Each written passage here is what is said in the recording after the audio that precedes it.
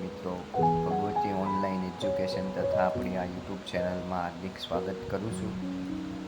સૌ વિદ્યાર્થી મિત્રો, ધોરણ 8 વિષય હિન્દીમાં આપણે સ્કૂલમાં જે અભ્યાસ કરેલો છે ઓફલાઈન, એના વિશે થોડી માહિતી મેળવી લઈએ. જેમાં પત્ર એવં ડાયરી, કચ્છ કી શેર, મત બાટો ઇન્સાન કો, એમાં વિદ્યાર્થી મિત્રો સ્કૂલમાં કર્મયોગી લાલ બહાદુર શાસ્ત્રી જે બાકી રાખેલું પછીનું જે છે દોહે, ત્યાર પછી જે છે હસના મના હે, એટલી વસ્તુ આપણે અગાઉ સમજી ગયા છીએ. આજે આપણે વિદ્યાર્થી મિત્રો તूफानों की ओर જે છે તે સમજવાનું છે. વચ્ચે કર્મયોગી લાલ બહાદુર શાસ્ત્રી બાકી રહેશે, જે આપણે સ્કૂલ ખુલશે ત્યારે તમને હું સમજાવી દઈશ, કારણ કે તે બહુ મોટું છે અને જો સ્કૂલ ઓપન નહીં થાય, નહીં ખુલે, તો પછી આપણે ઓનલાઈન અભ્યાસ કરીશું. તો વિદ્યાર્થી મિત્રો જોઈએ તूफानों की ओर. तो विद्यार्थी मित्रों, सबसे पहले हम तूफानों की ओर के जो कवि है शिवमंगल सिंह सुमन, જેમનો જન્મ 5 अगस्त 1915 को ग्राम जगरपुर में हुआ था. उसका जन्म जिला उसका उन्नाव उत्तर प्रदेश में बनारस हिंदू विश्वविद्यालय से MA PhD એટલે કે બનારસ હિન્દુ વિદ્યાલયમાં તેમણે PhD કરેલું છે. શિવમંગલસિંહ સુમન વિશે થોડી વાત કરી. હવે આપણે ડાયરેક્ટ વિદ્યાર્થી મિત્રો तूफानों की ओर जो काव्य है તેમને સમજવાનું છે. तो इस कविता में धैर्य, गतिशीलता, साहस और संघर्ष रहना जैसे मूल्य उजागर किए गए. આ કવિતામાં વિદ્યાર્થી મિત્રો કવિએ ધૈર્યથી જીવવાની વાત કરી છે, ગતિશીલ સાહસી બનવાની વાત કરી છે અને સરસ મજાના આ કવિતાને સ્ટાર્ટ કરતા પહેલા એક વખત તેમને આપણે સાંભળી લઈએ. બહુ સરસ મજાની જે કવિતા ગાવામાં આવેલી છે તે.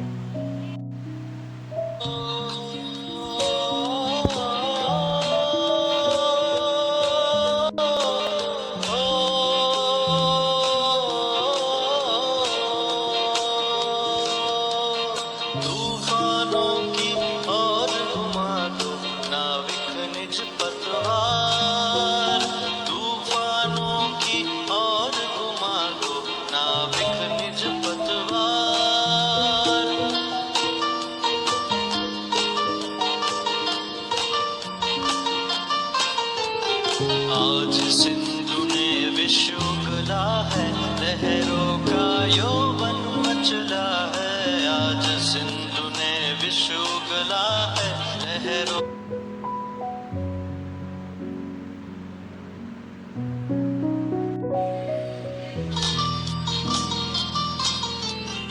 आज सिंधु ने विश्व गला है, लहरों का यौवन मचला है. सिंधु ने विश्व गला है, लहरों का यौवन मचला है. आज हृदय में और सिंधु में, आज हृदय में और सिंधु में साथ उठा है ज्वार. आज हृदय में और सिंधु में साथ उठा है ज्वार. तूफानों की और घुमा दो नाविक निज पतवार, नाविक निज पतवार.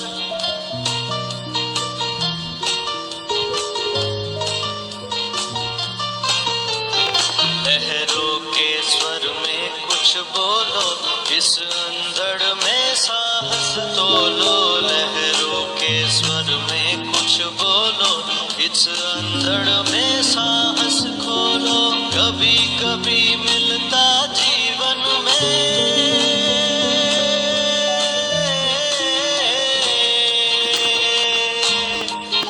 कभी कभी मिलता जीवन में तूफानों का प्यार, तूफानों का प्यार, तूफानों का प्यार, तूफानों की ओर घुमा दो नाविक निज पतवार, नाविक निज पतवार।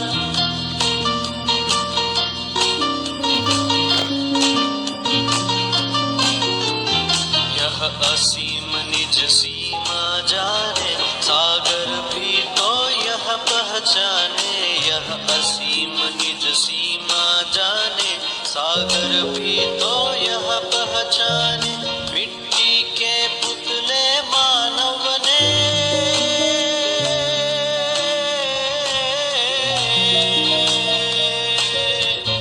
मिट्टी के पुतले मानव ने कभी न मानी हार, मिट्टी के पुतले मानव ने कभी न मानी हार, तूफानों की ओर घुमा दो नाविक निज पतवार, नाविक निज पतवार।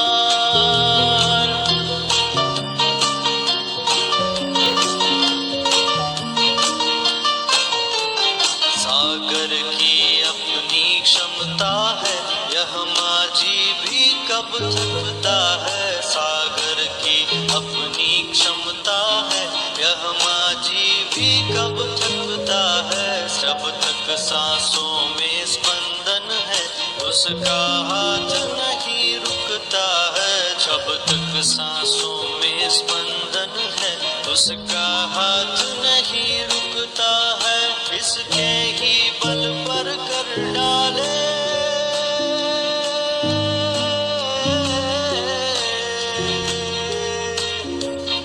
इसके ही बल पर कर डाले सातों सागर पार, इसके ही बल पर कर डाले सातों सागर पार, तूफानों की ओर घुमा दो नाविक निज पतवार, तूफानों की।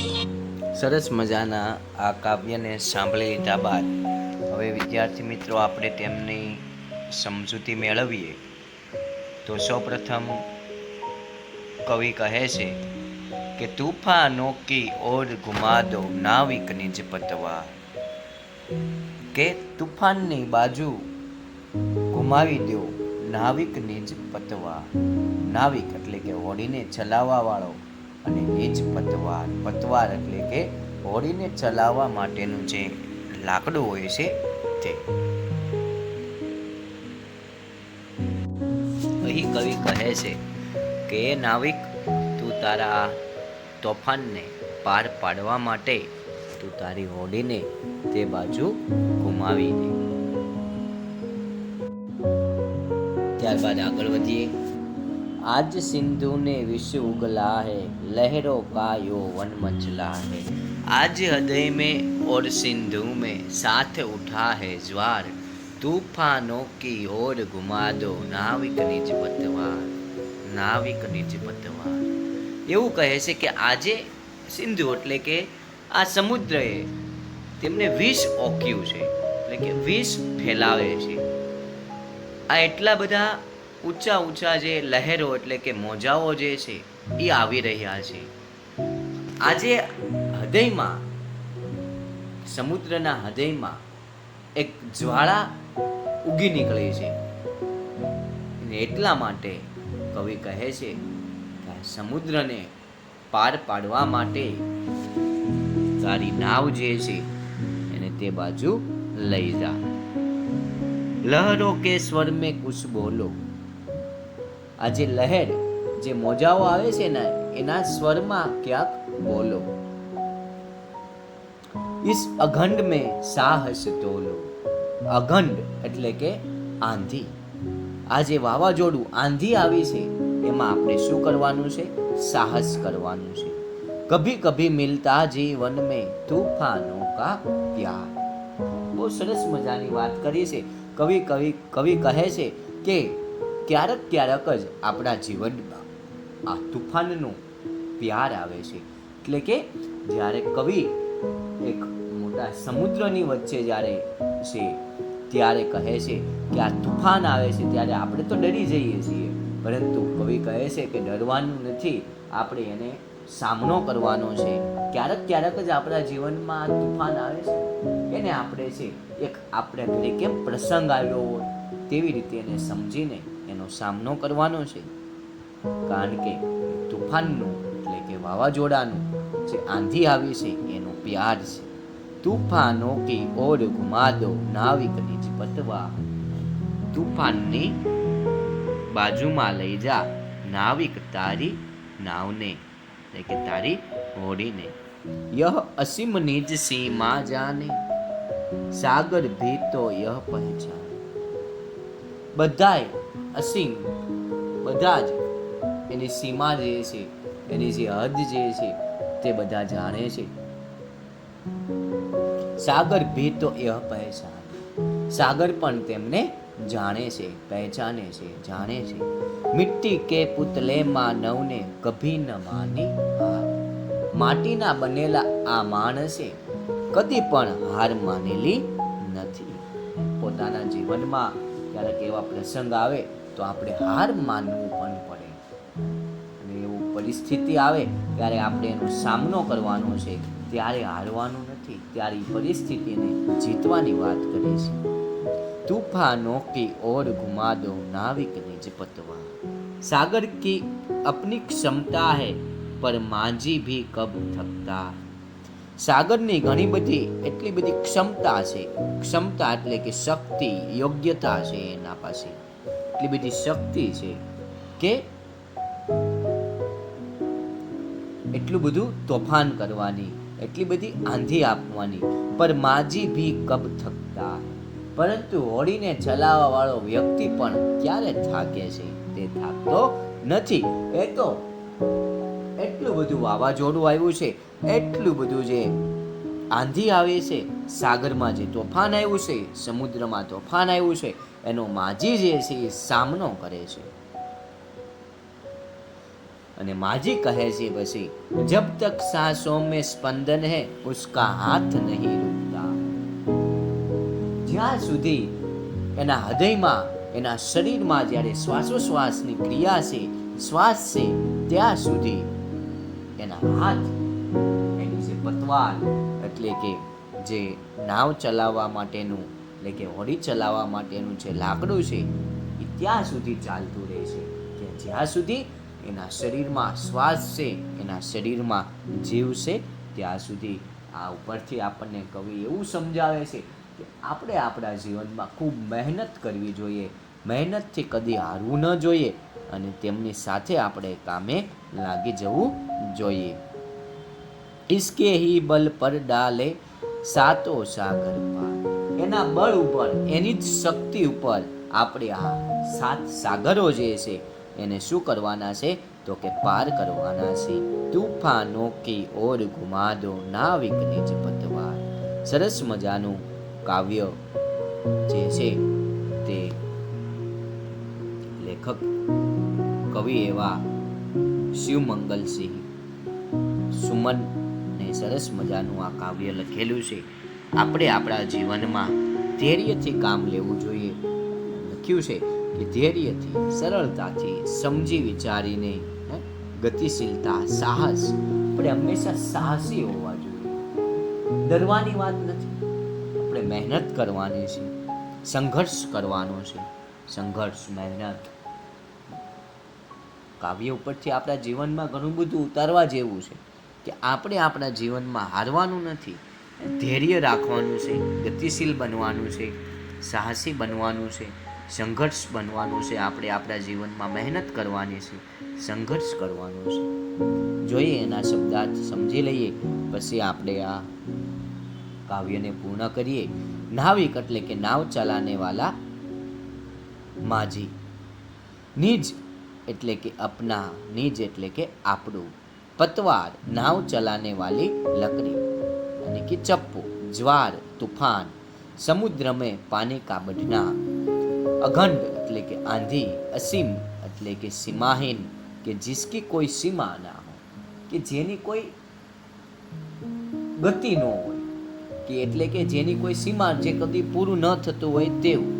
ક્ષમતા એટલે કે શક્તિ, યોગ્યતા. સ્પંદન કે ચેતના, ધડકન, શ્વાસ, જીવ.